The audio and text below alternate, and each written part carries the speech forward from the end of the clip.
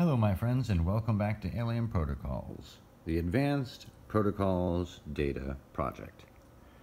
So I just wanted to explore a notion with you guys, and that is, in a lot of religious iconography, there are images that are oftentimes portrayed as being UFOs.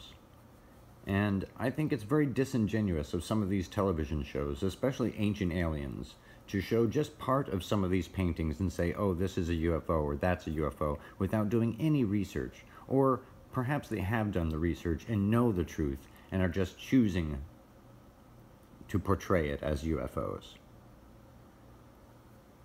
There's a classic bit of religious iconography that happened in the Renaissance period.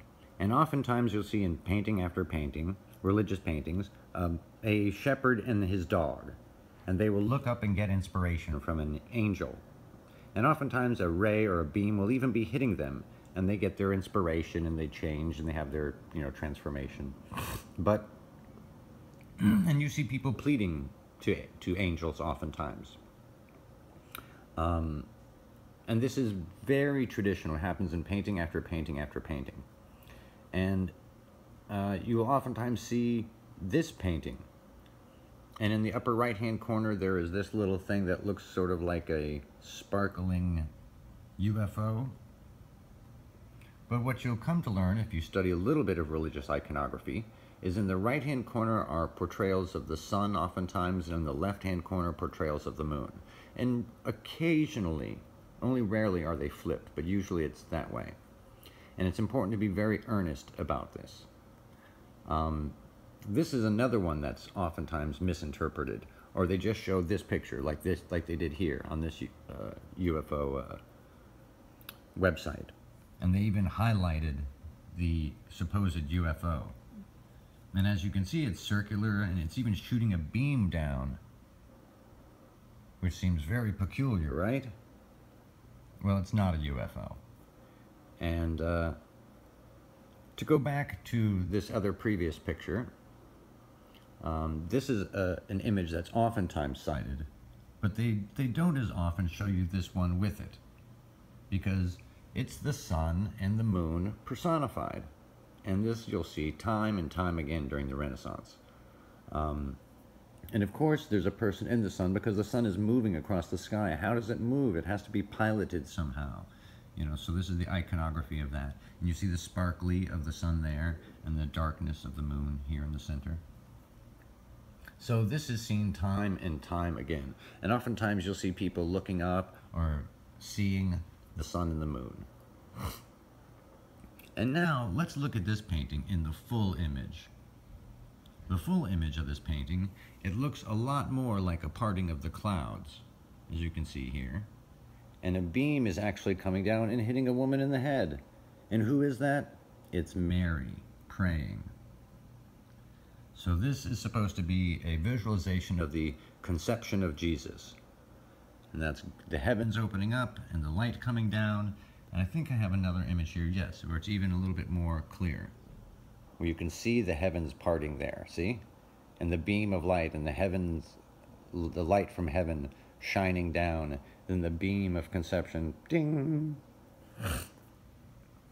Another piece that's oftentimes portrayed as Jesus and God with Sputnik, don't ask, but they do, on Ancient Aliens. And obviously this is not Sputnik. This is the earth, and these are rods of creation, and God and Jesus are taking part in the creation. And that is iconography that's seen again and again, and the rods of creation are oftentimes seen again and again. So it's important to be honest with ourselves about some of this history. And it makes me wonder, oftentimes these people and people will say that UFOs created the pyramids. And I think we should give humans a little bit of credit. And if you look and you just think about it, first human houses were kind of more like this, and they could seat a few people.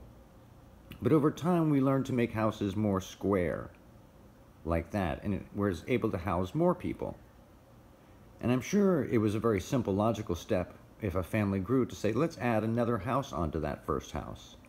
So you get two houses, And someone sitting back somewhere, I'm sure over hundreds of years, must have had the thought, I wonder what would happen if we put another house on top of that, as you can see in places like Akwatiri and other places around the world. And it wouldn't take too much of a leap of logic to continue this effect and to realize that you could make pyramids of different sizes and heights. And in Guatemala and in South America, you can see different pyramids of different heights, from small to large, as a real visual example of this growth process. And a lot of people, and even famous, well-respected UFO investigators say, you know, the pyramids were just too big and it could not be built by humans and it's just impossible. And if you look at the archaeology, there is a massive, massive city just for the workers next to the pyramids, all the way around the pyramids, on all the sides of the pyramids. It's this massive city, and they had massive bread bakeries, and they had massive homes, and they had massive everything. Here's my terrible impression of the Sphinx. There's my Sphinx. And I think it's really kind of insulting to the abilities of humanity to say that aliens had to build this, when you can see that this kind of a structure is a very natural progression for humans to be able to build on their own. And a great king with a humongous population at his disposal, of course, would want to build something to immortalize themselves. So I think although we're studying a very diverse and dynamic topic, I think it's important not to assume too much and to try to distill the facts as best we can. And personally, I don't think the pyramids had anything to do with aliens. I think the reason why the astronomy was so great on these things is because, of course, human beings were there when there was no city lights. And the night sky must have been amazing back then. The night sky must have been stunning.